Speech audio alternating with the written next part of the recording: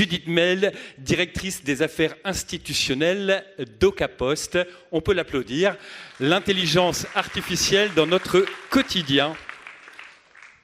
Bonjour Judith. Bonjour. Un petit mot sur Docapost en ouverture. Ok, avec plaisir. Donc Docapost, c'est la filière numérique de la Poste. Docapost est né historiquement sur comment poursuivre dans le monde numérique les promesses de la Poste dans le monde physique, donc l'intérêt général, la protection des données, de l'information. Donc le cœur de métier de Docapost, c'est le traitement de la donnée sensible, qui adresse du coup tout le secteur public, la santé et banque assurance. Et avec 3 assets technologiques en particulier que sont la data, l'IA, la cybersécurité et le cloud, et évidemment toutes les briques de confiance que vous connaissez probablement, comme le coffre-fort numérique, l'identité numérique de la Poste, l'archivage électronique, le recommandé électronique. Donc Docapost, c'est vraiment le même ADN que la Poste, mais sur le volet numérique, et qui accompagne cette transition numérique auprès notamment des collectivités territoriales. Judith, Cyril le faisait remarquer, la vitesse à laquelle l'IA s'est imposée dans notre quotidien est assez remarquable. Elle se diffuse, elle est présente partout. Alors vous avez eu en effet une démonstration assez belle de tout le potentiel de l'IA, et clairement, c'est exactement ce qui a été dit tout à l'heure, c'est-à-dire qu'on voit la diffusion des usages quotidiens, notamment sur tout ce qui est IA générative, et je ne reviendrai pas sur les différents modèles qui ont largement été abordés. En revanche, la question aujourd'hui, c'est comment ça se diffuse au niveau des métiers. Et on voit quand même, autant on a tous ou quasiment tous utilisé ChatGPT ou n'importe quel autre modèle d'IA générative dans un quotidien, à bon escient ou pas à bon escient d'ailleurs. En revanche, aujourd'hui, clairement, vous avez des données sensibles à votre main, et il n'est probablement pas question de déployer et de transmettre les données sensibles des citoyens sur ces modèles-là. Donc après, on réabordera les sujets de souveraineté des données et ainsi de suite. Mais aujourd'hui, quand même, ça se diffuse. Et ce qu'on voit au niveau des territoires, et on a mené une note de conjoncture avec la Banque des territoires et la Poste, qui montre que 59% des collectivités de plus de 3500 habitants ont déjà expérimenté un projet de gestion de la donnée ou comptent le faire dans l'année qui vient. Donc ça veut dire que quelle que soit la taille de la collectivité, le sujet de la data commence à diffuser, à s'imprégner. Sur le sujet de l'IA, on a 35% des collectivités qui ont mis en œuvre un projet ayant recours à l'IA, et 17% des collectivités qui ont été victimes d'une cyberattaque sur ces différents services. Donc on voit que sur tous ces sujets, donc évidemment ça se diffuse, évidemment il y a une appétence sur le sujet, mais on n'est quand même pas encore sur un usage à 100%, une diffusion à 100% sur des usages qui ont attrait à vos sujets métiers à proprement parler. Alors, derrière, il y a la question de la data, puisqu'on l'a dit, Cyril le disait, une révolution, et sans doute qu'on est qu'aux prémices encore de cette révolution. Derrière, il y a la question de la data sensible, comment on la récolte, comment on la stocke, incluant des questions de souveraineté et de cybersécurité. Alors, c'était volontaire qu'on ne l'aborde pas de front, justement, avec Cyril, parce que je connaissais le déroulé de la matinée. Ce sont les questions les plus importantes qui se posent à ce niveau-là aujourd'hui. Alors en effet, parce que qui dit IA dit data, et l'important, c'est vraiment le sujet, c'est voir comment, sur toute la chaîne de valeur de la donnée, donc c'est ce que vous venez de dire, comment on la récolte, comment on la traite avec des moteurs d'IA ou autrement, comment on l'héberge, donc dans quel système on l'héberge, et comment on protège finalement tout ça, et quelle maîtrise on peut avoir là-dessus. Donc on a tout à l'heure évoqué les sujets de souveraineté. Aujourd'hui, pour tout ce qui relève de la donnée sensible, il apparaît indispensable et nécessaire d'avoir une maîtrise sur l'ensemble de cette chaîne de valeur, savoir où elle est hébergée. Donc on a beaucoup entendu les acteurs extra-européens dire il n'y a pas de solution souveraine d'hébergement en France. Ça n'est pas vrai. Aujourd'hui, il y a des solutions d'hébergement souveraines en France qui permettent de garantir la protection des données sensibles. Donc les données sensibles aujourd'hui, ce sont bien évidemment les données de santé. Mais après, il y a un certain nombre de données des citoyens qui sont aussi des données sensibles. Chez DocaPost, on considère que les données éducatives sont des données sensibles et c'est DocaPost qui opère Index Éducation, donc Pronote, qui sont hébergés avec le même niveau de protection que les données de santé. Donc aujourd'hui, il y a des solutions souveraines qui permettent d'apporter ce niveau de protection. Après, sur les moteurs d'IA, il faut savoir quel moteur d'IA est utilisé. Est-ce que sur quelles sont les données qui ont été utilisées? Est-ce qu'il peut y Quelle est avoir la valeur de ces données? Quelle est la valeur de ces données? Et ça rejoint aussi les sujets éthiques, c'est-à-dire que sur quelles données ont été entraînés les moteurs d'IA et est-ce qu'on est sûr de l'adéquation de la réponse au regard de notre société, au regard de nos valeurs, au regard de ce qu'on voudrait transmettre. Et après, il y a bien évidemment le sujet de la cybersécurité, puisque tout le développement du numérique génère des failles et il peut y avoir des attaques. Et là, il est aussi de la responsabilité des collectivités territoriales de disposer d'outils qui permettent de protéger les données des citoyens et des données qui sont traitées. Qu'en est-il de la connaissance des gens sur le terrain de ça, ou de la prise de conscience si un élu travaille avec ChatGPT, avec DeepSeek, avec Copilot, enfin américain, chinois, qui rentrent des données, sensibles, pas sensibles, ça part là-bas, ils détiennent ces données. Alors, ce qu'on sait, la réalité, c'est qu'à partir du moment où toute donnée qui peut être mise sur un modèle qui soit chinois, américain, du coup, part là-bas.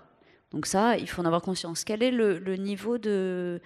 Il y a un vrai sujet aujourd'hui d'information et de formation sur les usages et les mésusages de l'IA. C'est-à-dire qu'à titre personnel, qu'on utilise n'importe quel moteur, ça, il n'y a pas de sujet. En revanche, à titre professionnel, il faut probablement établir un cadre de bonnes pratiques dans lequel quelle typologie d'IA peut être utilisée, comment l'utiliser, et ainsi de suite. Et ça, clairement, il y a un sujet de formation à ce niveau-là. Après, il y a aussi quelque chose qu'on ne maîtrise pas forcément, et c'est pour revenir sur le cloud. Toutes les données qui sont hébergées sur des environnements qui ne sont pas européens peuvent être soumis à ce qu'on appelle les lois d'extraterritorialité. Et c'est une réalité, c'est-à-dire que régulièrement, le gouvernement américain fait des requêtes sur les données qui sont hébergées dans les data centers américains, même si c'est sur le territoire français. Donc ça veut dire que les données qu'on considérait comme étant relativement bien protégées, puisque finalement c'est Google qui a mis un data center en France, elles ne sont pas protégées par notre réglementation. Et la réglementation américaine est plus forte là-dessus, donc ils sont en mesure de faire des requêtes sur n'importe quelles données qui sont dans ces data centers. Alors, les dispositifs de vigilance, est-ce que l'AI Act peut est un premier pas en tout cas vers une vigilance globale, plus globale? Alors aujourd'hui, on a clairement en Europe un cadre européen qui, sur la protection de l'intelligence artificielle qui s'appelle l'AI Act, qui a commencé à rentrer en vigueur sur certaines typologies d'IA, qui va continuer à rentrer en vigueur et en application progressivement. C'est un cadre... L'Europe s'est saisie du sujet presque avant même le déploiement massif de l'IA. Donc, a été assez en avance de phase sur le sujet, avec un texte qui est certes assez compliqué. En revanche, c'est un texte qui est protecteur et qui correspond aux valeurs juridiques, éthiques dans lesquelles nos sociétés souhaitent évoluer. Donc, notre système de droit, qu'il soit français ou européen, vient encadrer et encapsuler et est complètement en adéquation avec les valeurs que nous souhaitons défendre, donc sur la protection des données, déjà la définition de ce que sont des données personnelles, la définition de ce que sont des données sensibles, et derrière, comment on protège tout ça. Et il y a notamment toute une notion dans l'AI Act sur les systèmes d'IA au risque. Donc l'AI Act a un texte qui est plutôt qui a classifié par des systèmes à risque, donc les IA à haut risque qui sont sectoriels, donc notamment le secteur de l'éducation, de la santé, des RH, de la défense. Après, et après, il y a 4 niveaux de risque comme ça. Sur les systèmes de niveau haut risque, l'AI Act impose la mise en place d'une supervision humaine des résultats transmis par l'algorithme. Donc oui, aujourd'hui... et ça rejoint ce qui a été dit tout à l'heure, on est probablement déjà dépassé cognitivement par l'IA, En revanche, la réglementation européenne dit qu'on ne peut pas s'en remettre exclusivement à l'IA et que c'est de notre responsabilité de s'en remettre exclusivement à l'IA et qu'il faut qu'il y ait des garde-fous humains. Cette réglementation évoluera peut-être au regard de la diffusion des usages et ainsi de suite. Et tout ça, ça rejoint les sujets d'information et de formation, c'est-à-dire comment on peut ne pas s'en remettre pleinement à l'IA. Comment on peut ne pas se dire, moi finalement, ce moteur d'IA est hyper performant, donc je vais le superviser une fois. Bon, finalement, c'était pas mal. Je vais le superviser une seconde fois, mais c'était super bien. Et la 20e fois, on va se dire, bon allez, je laisse passer et ça part. Il faut quand même avoir bien conscience que les IA, aussi performantes soient-elles, peuvent halluciner. C'est-à-dire qu'elles peuvent être hyper performantes pendant 1 mois, 2 mois, 6 mois, 1 an, et tout à coup, donner des réponses qui ne sont plus en adéquation avec ce qui était donné jusque-là et les réponses qu'on pourrait attendre de l'IA. Et donc, clairement, ça nécessite un degré de vigilance et ce sera la responsabilité et des concepteurs et des usagers d'avoir justement ce regard et cette performance. Donc oui, il faut former. Il va falloir former à l'utilisation de l'IA. Il faut former de manière à maintenir un haut niveau d'expertise. Il faut former et informer sur les sujets des risques, alors sans rentrer dans quelque chose de dramatique et au contraire, moi je suis convaincue que le déploiement du pilotage par la donnée, le déploiement de l'IA sont des sources majeures de gains d'efficacité, de performance. On parle notamment en santé, on voit les sources d'amélioration potentielle. Ça peut être facilitant sur les déserts médicaux, ça peut être facilitant sur les diagnostics, puisque une IA sera plus performante qu'un professionnel qui n'a pas forcément l'habitude de lire telle typologie de radio ou ce genre de choses. Donc oui, il y a une source de pertinence, d'amélioration qui est évidente. Il y a une évolution des métiers sur lesquels il faut former. Et il faut informer aussi sur tous les risques potentiels qu'il peut y avoir. Et notamment, c'est ce qu'on disait sur les risques cyber, sur les risques de souveraineté, sur les risques de non-maîtrise des usages. Est-ce que l'IA Act est aussi une réponse au fait que les données numériques jusqu'à maintenant étaient dominées par les GAFAM? Est-ce que l'Europe a voulu, entre guillemets, ouvrir le parapluie et se protéger très tôt? Alors, l'AI Act intervient avant les élections américaines récentes. On n'était pas encore dans un grand vent de souveraineté au niveau ni français ni européen. Donc je pense que c'est un texte qui a été conçu plutôt de manière l'IA arrive, c'est une nouvelle technologie, comment on fait pour l'aborder de manière, et c'était vraiment la philosophie du texte, c'est de la régulation positive, c'est-à-dire qu'on met un cadre qui ne bloquera pas le développement de l'innovation, en revanche comment on fait pour la réguler. Après, sur les sujets d'Europe et de prise de position de l'Europe et de la France par rapport aux acteurs extra-européens, ce qu'on porte chez Docapos depuis un certain nombre d'années, c'est les enjeux liés à la souveraineté numérique. Donc souveraineté pas nécessairement française, mais européenne, et pour toutes les raisons qui ont été évoquées au préalable. C'est-à-dire que la souveraineté, c'est la maîtrise des usages, la maîtrise des technologies, un sujet de résilience, la maîtrise des prix, puisqu'on n'est pas soumis à des acteurs qui ont des offres attractives dès le début pour ensuite augmenter les prix. Et c'est un certain nombre d'éléments qui sont pour nous absolument indispensables. Le sujet de la souveraineté jusque-là était pas forcément ni très bien compris, ni très bien perçu.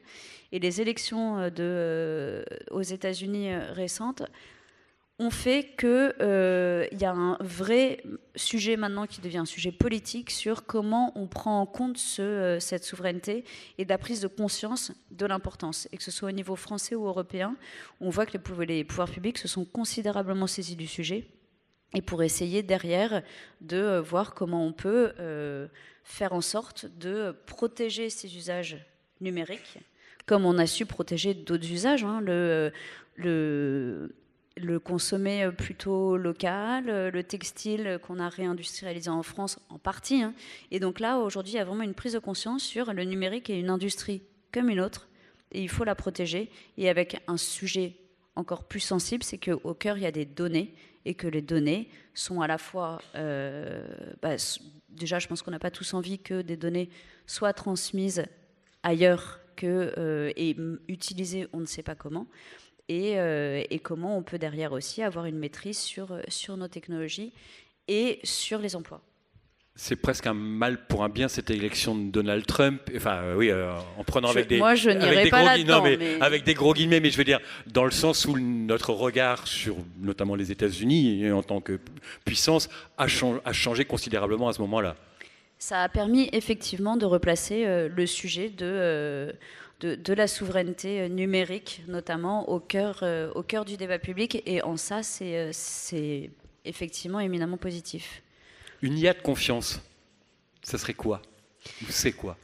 Alors, il y a beaucoup de travaux qui sont faits actuellement par des associations professionnelles, des fédérations professionnelles pour essayer de définir ce que peut être l'IA de confiance. C'est-à-dire qu'au-delà du cadre législatif et réglementaire dont on a parlé tout à l'heure, donc cette IA de confiance, ça prend en compte à la fois les aspects réglementaires, donc liés au RGPD, liés à l'AI Act, mais ça prend aussi en compte des enjeux éthiques. Et ces enjeux éthiques, ce sont les enjeux éthiques de nos sociétés, mais ce sont aussi les enjeux éthiques des différentes organisations. Et finalement, pourquoi on décide de déployer une IA dans ce secteur-là ou pas ? Est-ce qu'on décide de déployer une IA qui va traiter des différentes demandes des citoyens et à quel niveau? Et là, il y a tout un sujet éthique et qui est propre à chacune des organisations de savoir ce que l'on souhaite déployer, ce que l'on souhaite mettre à disposition des agents et ou des citoyens. Et le sujet de l'IA de confiance est en train de se définir un peu comme ça. C'est évidemment... quelles sont les différentes réglementations, la prise en compte des aspects réglementaires qui est nécessaire, et après, au-delà de ça, des sujets éthiques qui englobent aussi les sujets de sobriété, de problématiques environnementales, et c'est un peu tout ça. Donc il y a un certain nombre de guides qui sont en train d'être élaborés, qui ne sont pas encore finalisés à la main d'associations, fédérations professionnelles, et à un moment, il va falloir que tout ça ait une cohérence un peu plus forte, de manière à ce qu'il y ait de confiance puisse être plus clairement défini, et probablement qu'il y ait, pourquoi pas aussi un label sur les usages des IA de confiance, pour que les personnes, et notamment vous qui demain vous souhaiteriez intégrer une IA dans votre pratique, vers qui se tourner? Quelle est la bonne IA? En quoi cette IA, comment on peut être sûr que cette IA respecte en fait et la réglementation et des valeurs éthiques que je souhaite porter? Et ça, c'est important, qui est probablement à un endroit où sont soit un label, soit répertorié un certain nombre d'IA de confiance. Comme on est capable d'identifier quels sont les clouds souverains. Et il y a le sujet sur l'IA de confiance, et il y aura aussi probablement demain, avec la mise en application du projet de loi de résilience sur la cybersécurité, un sujet aussi de donner de la visibilité aux acteurs qui vont avoir besoin d'être en conformité avec ce projet de loi, sur quels sont les acteurs à même de les accompagner sur des sujets de cybersécurité. C'est plus dans ce domaine-là qu'il faut vraiment se fixer que sur absolument vouloir avoir une IA française ou vouloir... C'est vraiment déterminer l'IA de confiance, comme vous le dites, une sorte de label vers lequel on pense aux collectivités territoriales, puisqu'elles sont présentes aujourd'hui, par exemple, pourront se tourner en sachant où elles mettent les pieds. De toute manière, on n'aura pas une maîtrise on n'aura pas une souveraineté sur l'intégralité de la chaîne de valeur de la donnée. Il ne faut pas se leurrer. Il y a certains composants électroniques, on ne va pas s'amuser à dépenser des milliards et des milliards pour les déployer. En revanche, il faut qu'il y ait une vraie transparence et information sur quelles sont les IA utilisées, comment les données, comment elles ont été entraînées, sur quelle typologie de données, où les données sont potentiellement stockées. Et oui, clairement, moi j'ai la conviction qu'il faut accompagner les différents, il faut accompagner les collectivités, il faut accompagner les différentes structures qui en ont besoin pour y voir plus clair sur cette offre qui est assez pléthorique sur les dispositifs d'IA qui peuvent être déployés. Donc oui, l'IA de confiance est un gage de qualité, pas nécessairement que sur le sujet de souveraineté, mais c'est un gage de qualité au regard de la réglementation et des sujets éthiques. Pour terminer, pour conclure, le message que vous pourriez passer justement aux collectivités territoriales, aux services publics par rapport à... on le sait, on l'a vu, il y a des questions, enfin les gens se posent des questions, et passer maintenant la soudaineté de se dire « waouh, c'est formidable », maintenant les gens ont un peu de recul et commencent à se poser des questions, c'est quoi? C'est réfléchir à tout ça, ces questions, notamment la souveraineté et la cybersécurité, qui pour vous sont les deux... Alors, je pense qu'il faut maintenir quand même ce « waouh, c'est formidable », parce que oui, c'est formidable. Oui, ça reste. Et après, vraiment, se dire qu'on ne fait pas de l'IA pour de l'IA. C'est-à-dire que l'IA doit s'intégrer dans un projet et doit répondre à un besoin. C'est un outil au service de quelque chose. Et c'est ce quelque chose qu'il faut définir, et ça s'inclut dans un projet. Donc, clairement, c'est une source de plein de choses, d'amélioration de processus, d'optimisation des performances. Ça rend des services absolument nécessaires, mais il faut vraiment s'interroger sur, aujourd'hui, quel est mon besoin et comment ça s'intègre dans une logique plus globale pour la déployer. Eh bien, merci. On applaudit Judith Mail.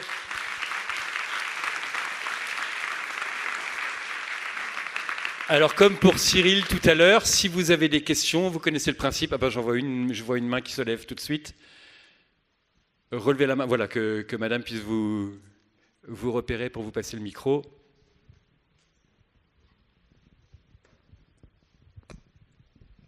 On vous écoute. Bonjour. Vous parliez de responsabilité, très concrètement, collectivité, très basiquement. Vous parliez aussi des risques et des risques de contentieux, notamment dans les marchés publics. Qui prend la responsabilité? Est-ce qu'on doit l'indiquer dans la rédaction du marché? Voilà, beaucoup de questions et beaucoup de risques aussi pour les collectivités, beaucoup de temps passé s'il y a un contentieux. Et comment ça se passe après pour les assurances? Voilà, beaucoup de questions à ce sujet.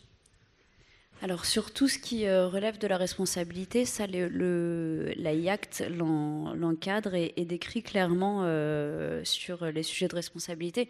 Après, il y a deux niveaux, c'est-à-dire que le concepteur de l'IA a des responsabilités et le déployeur de l'IA a aussi un autre niveau de responsabilité. Donc, en qualité de collectivité, il faut s'assurer finalement que le concepteur répond aux exigences réglementaires qui ont été définies dans la IACT et à d'autres exigences que vous auriez définies. Et ça rejoint un peu tous les sujets de compréhension et de lisibilité de l'offre qui existe aujourd'hui. C'est auprès de qui? Qu'est-ce qu'il faut demander? Et peut-être que là-dessus, il faut qu'il y ait un travail qui soit aussi fait ensemble pour vous accompagner, pour y voir plus clair sur qu'est-ce qui relève de votre responsabilité, qu'est-ce qui relève de la responsabilité du concepteur de l'IA, et comment vous pouvez aussi demander un certain nombre de choses au concepteur pour être garant d'un certain nombre d'éléments. Aujourd'hui, par exemple, dans le champ de la santé, il a été acté que la responsabilité relevait du médecin. C'est-à-dire qu'un médecin qui utilise un dispositif d'IA et à un moment donné où il va y avoir un problème, on considère que l'IA est un outil comme un autre et que si son diagnostic n'est pas le bon, c'est le diagnostic médical qui compte et pas le diagnostic de l'IA.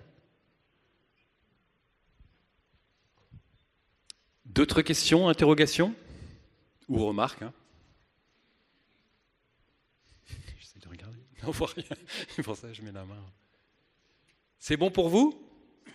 Eh bien, si c'est bon pour vous, on va poursuivre. On applaudit une nouvelle fois Judith Mail, directrice des affaires institutionnelles chez DocaPost. Merci beaucoup. Merci beaucoup.